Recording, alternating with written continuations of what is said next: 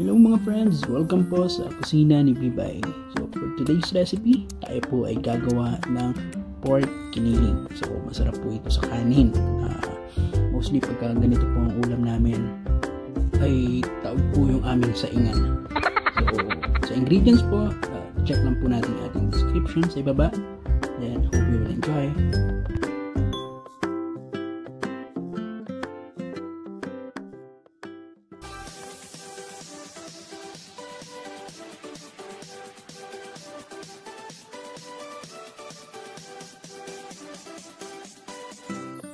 So gaya po ng ibang lutuing Pinoy, tayo po ay magpe-prepare ng panggisa. So mag-chop po tayo ng bawang, sibuyas at kamatis. So ang giniling po ay sa English ay tinatawag na ground. So pork giniling, so ground pork. So pwede po tayong gumamit dito ng beef. So ground beef ang ating gagamitin. Bawan. So pwede po rin natin gawin yan. So kamag-anak po ito ng picadillo. Then, at saka ng minudillo.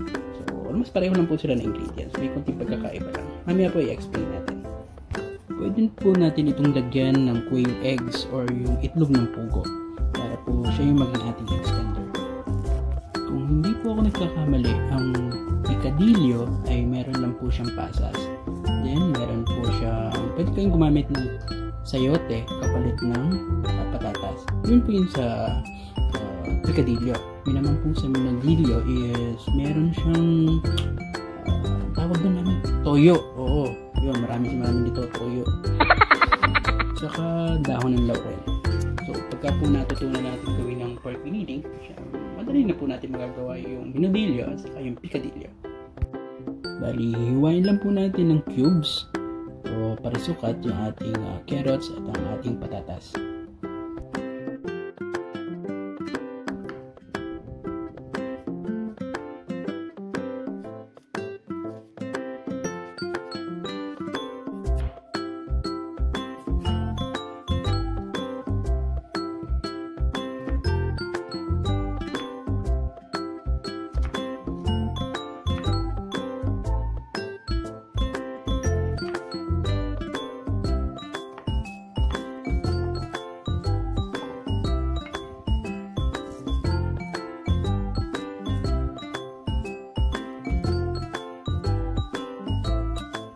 At simulan na natin mag-isa.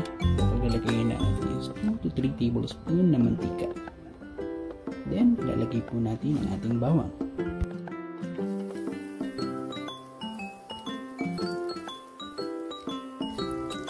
Kasunod po nito, tayo ay maglalagay na ng ating sibuyas.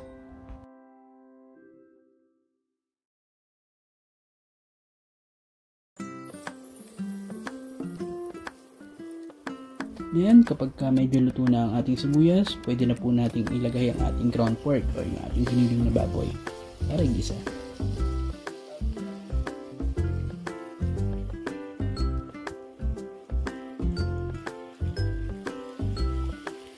Igigisa lang po natin siya ng mga 2 to 3 minutes. Then, pwede na po nating ilagay ang ating kamatis. Kung mapapansin nyo po, hindi pa po kami naglalagay ng tubig. Kasi yung pong ground pork na aming ginamit is meron siyang natural na tubig. Saka ganun din yung ating kamatis. So mamaya po, yung katas ng kamatis saka ng ating ground pork, yung magsisilbing sabaw niya. So, tinaklaban po natin siya hanggang sa maluto. Siguro mga 5 minuto. And lalagay na po natin ang ating patatas.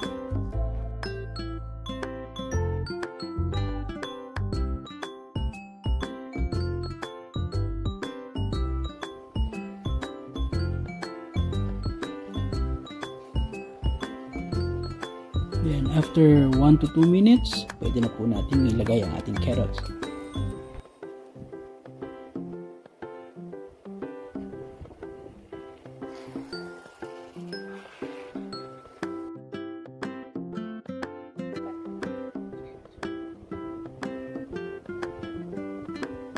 Atin po itong tatakloban para maluto ng 5 minuto.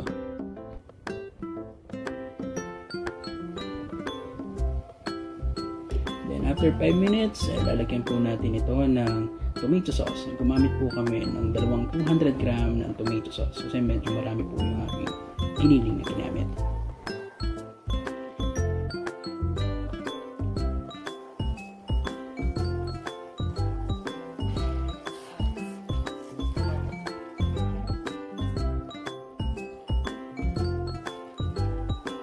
And now, pwede na po natin siyang lagyan ng green peas or ng guisantes.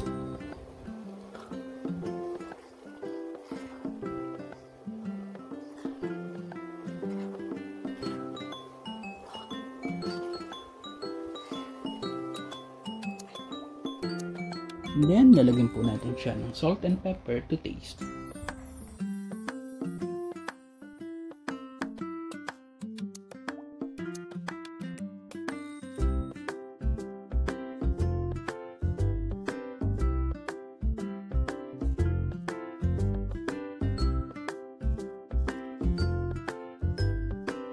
And then we will cover this and simmer for 3 minutes.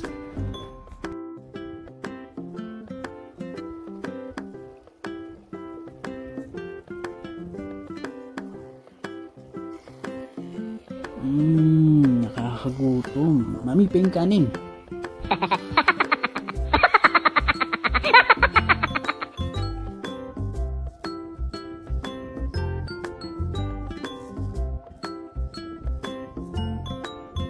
Napakadali pong gawin, di ba? So, yan po yung pinaka-base ng paggawa ng pork giniling. So, katulad po ng sabi natin kanina, pwede po tayong gumamit ng beef. Hindi naman po pork.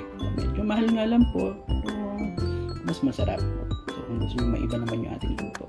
At the same time, pag po nilagyan natin ito ng pasas, magiging picadillo na po siya.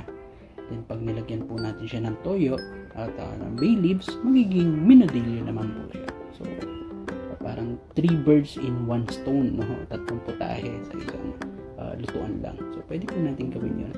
Then, sana po nagustuhan nyo ang ating luto sa ngayon. So, kami po ang kusina ni Bibay at ni Biboy na nagsasabing have fun cooking. So, masarap po yung ating pagkain kapag masaya natin itong niluluto.